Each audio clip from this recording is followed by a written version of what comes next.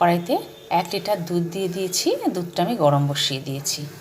দুধটা আস্তে আস্তে ফুটে আসছে, তাই জন্য এর মধ্যে একটা তেজপাতা আর 3টে এলাচ দিয়ে দিলাম। দুধ ফুটছে, সে অবস্থায় আমি 100 গ্রাম চাল এখানে ধুয়ে রেখেছি, সেই চালটা দুধের মধ্যে দিয়ে দিলাম। এরপরে ফুটবে, এটা সেদ্ধ হয়ে যাবে। তারপরে এর মধ্যে আমি চিনি, বাতাসা আর বাদবাকি জিনিসগুলো সব এক এক করে দেব। চাল দিয়ে দেওয়ার পরে ফুটছে, চালটা এখনও ফুটবে কিছুক্ষণ। তারপরে এর মধ্যে মিষ্টি দেব। চাল ভালো মতো ফুটে সেদ্ধ প্রায় হয়ে এসেছে।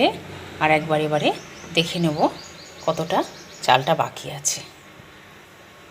চালটা আরেকটু হবে। চালটা সেদ্ধ হয়ে গেছে, সেই জন্য এর মধ্যে আমি প্রথমে কিছুটা বাতাসা দিই, চিনি দিয়ে দিলাম 100 গ্রাম, কিশমিশও দিয়ে দিলাম। পায়েস রেডি করে ফেললাম।